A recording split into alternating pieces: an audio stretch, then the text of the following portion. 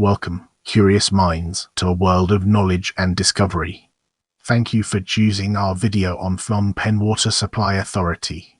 Sit back, relax, and enjoy the ride.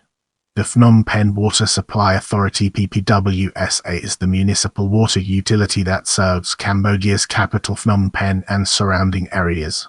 In 1992 it provided low-quality piped water at very low pressure 0.2 bar for only 10 hours per day to only 20% of the city's residents. Non-revenue water was extremely high at 72% due to illegal connections, manipulation of bills and physical leakage. Tariffs were extremely low, there was no metering and less than half of the amounts billed were collected. Staff were underpaid and demoralized. The utility then underwent a dramatic turnaround. Staff engaged in corrupt activities were fired, bill payment was enforced, the legal connections were regularized, metering was introduced, and the utility gained autonomy from the municipality in financial and personnel matters. In the next 14 years the customer base multiplied by 9, reaching over 90% of residents. Service quality improved from intermittent to continuous supply of safe drinking water at good pressure of 2 bar, and non-revenue water was cut to only 6%. Tariffs were increased and the utility went from being bankrupt to making a modest profit. It now has motivated, well-paid staff. According to one observer, in 2012 its public image is excellent. The key to its success laid in leadership, professionalism, integrity and commitment, as well as community participation and information sharing, good governance, transparency and accountability. Significant financial support from external donors, initially through grants and then through soft loans, also was essential in making the turnaround possible. Hughes's achievements were recognized through international awards, including the Ramon Magsaysay Award for Government Service in 2006 and the Stockholm Industry Water Award in 2010. Now, let's dig deeper into climate and water resources and unveil the hidden treasures it holds within. Phnom Penh, the capital of Cambodia, is located on the Mekong River. The flow of the Mekong River during the dry season depends heavily on the Tonle Sap Lake, located about 100 km to the northwest of the city. The lake stores water during the wet season and releases it during the dry season, acting as an important buffer. The Tonle Sap River between Phnom Penh and the lake reverses its flow twice a year, first filling and then draining the lake. Surface water is the main source of drinking water, complemented by groundwater. Surface water is abstracted from the Mekong River, the Tonle Sap and the Barsak River. It is treated in 3 treatment plants: Phnom Penh with a capacity of 150,000 m3, Cham Khamorn 20,000 m3 and Krui Chang War 150,000 m3. The first phase of a 4th plant at Neerath was completed in June 2013 with a capacity of 130,000 m3, to be followed by a second phase with the same capacity to be completed in 2016. Brace yourself for an in-depth analysis as we navigate through origins and its far-reaching implications.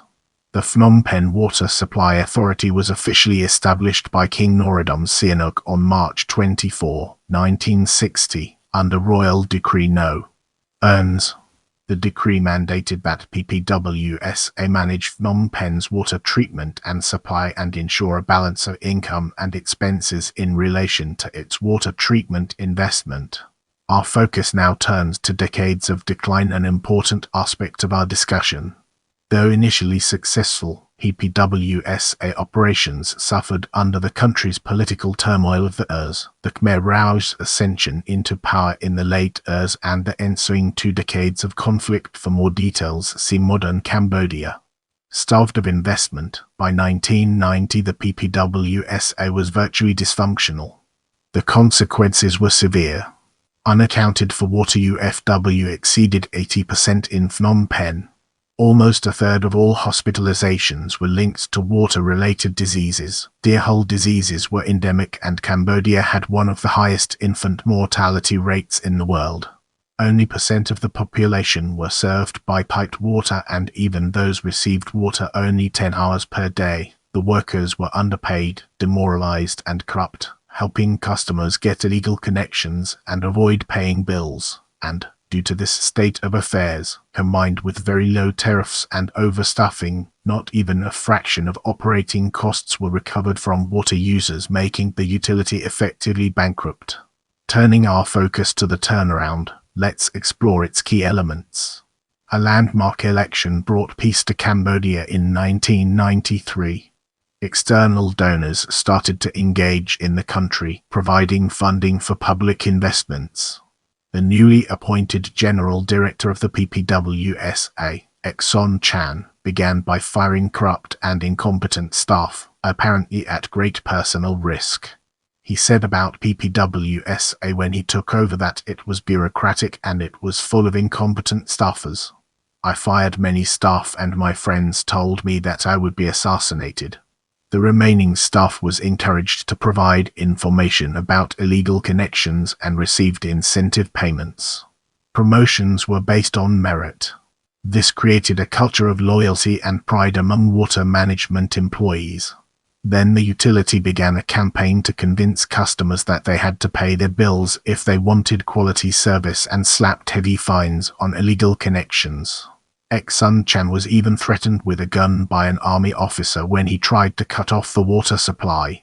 PPWSA also introduced a computerized billing system and exclusive payment in the offices of the utility, which reduced the opportunities for small-scale corruption. Under the previous systems had been issued manually and bills had been collected by bill collectors. Furthermore, meters were installed on all connections and a customer database and information system were developed, which became operational in 1994. Full metering was achieved in 1997 and tariffs were restructured and increased in the same year. In 1996, PPWSA was established by decree as an autonomous public utility with its own separate finances, as opposed to being a department of the municipality as it had been the case previously. The utility's 7-member board comprises the General Director, representatives of the Ministry of Industry, Mines and Energy Chair, the Ministry of Economy and Finance, the Ministry of Interior, Phnom Penh's municipal government and PPWSA employees.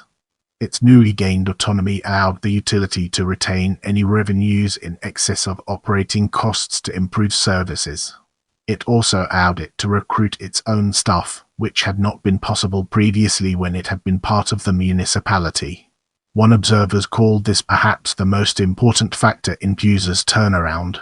After old pipes had been replaced in the city centre, the network was expanded to increase access. Pipes were laid following state-of-the-art techniques in order to ensure that leakage from the new pipes would be low. The utility also provided house connections to slum residents, which previously paid about 5 times more than the water tariff because they depended on community representatives who actually abused their power and resold water at higher than authorized prices. Initially, even slum residents had to pay full connections fees, but in 1999 payment in installments was allowed and in subsidized connection fees were gradually introduced. By 2006 all performance indicators had been substantially improved, in essence completing the turnaround of the utility. In the upcoming section, we'll be dissecting Initial Public Offering 2012 and exploring its implications in greater detail. Initial Public Offering 2012. On April 18, 2012, PPWSA became the first domestically listed company on the Cambodia Securities Exchange. Its shares went up 48% on the first day of trading, but then declined to their initial price. On July 1, 2012, the ministry retired Ekson Chan and replaced him by Sim Sitha, the director of the private water company that supplies the coastal tourist city Chinautville. Shortly afterwards, Ekson Chan was appointed Under Secretary of State for Water at the Cambodian Ministry of Industry, Mines and Energy. In the upcoming section, we'll be dissecting increased access and exploring its implications in greater detail. The number of customers increased more than 5-fold, leading to an increase in the served population from 25% 1993 to 92% 2010. The capacity of the distribution network was increased from 65,000 MD to 320,000 MD in 2012. Water vendors which charged up to 5 times more for water than what consumers pay to the utility now have all but disappeared from the PPWSA service area. With the foundation laid, let's embark on a journey into improved water quality. Drinking water quality has improved, and the director says he is drinking the tap water without boiling and challenged his customers. If you get stomach ache after drinking the tap water, I will pay you compensation. As we progress, let's zoom in on reaching the poorest and examine its role in shaping our overall narrative. PPWSA established a revolving fund to finance domestic connections to help the poorest connect to the network. The utility serves more than 27,000 families, 14% of all customers in more than 123 urban poor communities at subsidized tariffs and connection fees, which can be paid in installments. Poor households are entitled to receive subsidies of 30%, 50%, 70% or 100% of the connection fee, depending upon their financial conditions. These conditions are jointly evaluated by a committee of the utility and local communities, with results being published.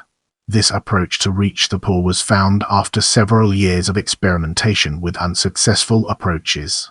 For example, the reselling of water to the poor through community representatives, an approach that works well in Manila, Philippines, had failed in Phnom Penh because the community representatives resold water at much higher prices than agreed. Brace yourself for a captivating discussion on engaging with communities as we explore its nuances and implications. The utility developed a close relationship with its customers. For example, it provided incentives to members of the public who reported illegal connections, and it has set up an effective system to register and resolve complaints.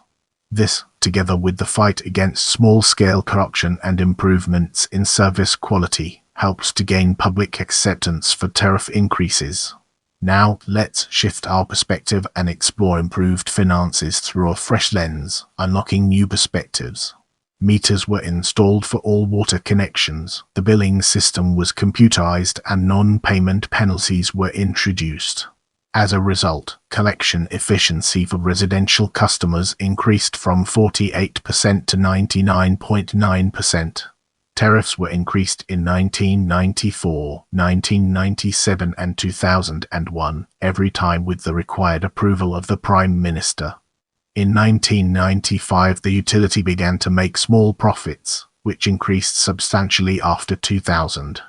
Its operating revenue for the 2008 financial year was $21.90 million, out of which it made a profit of $7.30 million, on which it paid corporate income tax.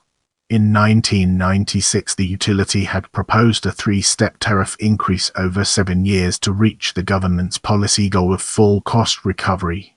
The third step proved to be unnecessary given the substantial efficiency improvements achieved by PPWSA. In this segment, we'll be unraveling the complexities of affordability and exploring its multifaceted nature. In 2013, the lowest block of the residential water tariff up to a consumption of per month was 550 Cambodian riel $0.13 per, followed by a second block up to at 770 riel $0.19 per. A typical residential water bill is as per month, around 1% of the average income. Tariffs in Phnom Penh are much lower than in some other Southeast Asian cities such as East Manila in 2008, Kuala Lumpur in 2007 or Jakarta in 2005. This can in part be explained by the proximity of Phnom Penh to the abundant water resource of the Mekong River, but mainly by the efficiency of the utility's operations. Prepare yourself for an in-depth analysis of improved efficiency in this section. Non-revenue water, an indicator of operational efficiency, was reduced from 72% in 1996 to 6% in 2010. The number of staff per 1,000 connections was reduced from 22 to 3 in 2010, indicating substantially increased labor productivity. Since the number of connections increased more than fivefold, the actual number of staff remained about the same, while they were much more productively employed. With our foundation established, it's time to explore motivated and qualified staff and its relevance to our overarching theme. Staff salaries increased substantially during the reform process. For example, a staff member at a managerial position who was paid $20 in 1993 received $200 in 2008. Profits are shared with employees. The utility has created a retirement system for its employees which is the first of its kind in Cambodia. It evaluates its employees 4 times a year and can provide financial incentives as well as disciplinary actions such as delays in salary increases or even salary deductions. The utility also provides substantial training, followed by exams. Let's now venture into the realm of external cooperation and explore the fascinating intricacies it holds. External cooperation played a major role in bringing about the turnaround of the Phnom Penh water utility. During the first years, the utility relied on grants, while after its financial situation improved and it became an administratively and financially separate entity, it also took up loans. Japan $85 million in grants, France $21 million in grants and $14 million in loans, the World Bank $29 million in loans, the Asian Development Bank $13 million in loans, and UNEP provided financial and technical assistance to PPWSA. The external financial assistance totaled approximately $165 million between 1993 and 2009. The PPWSA also established twinning arrangements between 2 Australian water utilities and PPWSA. PPWSA has worked continuously with the French engineering company SAFEGE for more than 20 years. SAFEGE input has been used over a wide range of topics related to the engineering of water production and distribution systems. With our curiosity piqued, let's embark on a dedicated exploration of corruption and its fascinating intricacies. In 2010, Cambodia was ranked 154th out of 178 countries in the world in terms of corruption perception in a ranking published by Transparency International, indicating a very high level of perceived corruption. See Corruption Perceptions Index. Hun Sen, the current Prime Minister and strongman of Cambodia since 1985, and other senior officials in the Cambodian government have been accused by Global Witness and others of being involved in large-scale corruption. At the same time, PWSA's efforts to combat small-scale corruption have been well recognized. It thus seems that large-scale corruption at the highest political level and eradicating small-scale corruption at the utility level can coexist. Sun Chan, General Director of PPWSA, has thanked Prime Minister Hun Sen for his support in achieving the turnaround of the utility by calling on customers to pay their bills, approving tariff increases, and not interfering in managerial decisions. As we progress through this video, let's shift our attention towards role of public and private sector and uncover its hidden depths. Concerning the debate about the role of the public and private sector in water supply, Sun Chan commented that it doesn't matter whether water distribution is done by the private sector or a public agency, as long as these institutions are transparent, independent from political pressures, and accountable. Get ready to immerse yourself in the world of awards as we examine its impact and relevance. PPWSA received the 2004 Asian Development Bank Water Prize for dramatically overhauling Phnom Penh's water supply system and demonstrating leadership and innovation in project financing and governance. In 2006, Sun Chan was awarded the Ramon Magsaysay Award, the Asian equivalent of the Nobel Prize for Governance Service. In 2010, PPWSA receives the Stockholm Industry Water Award. If you want to see more videos like this, make sure to subscribe and turn on notifications.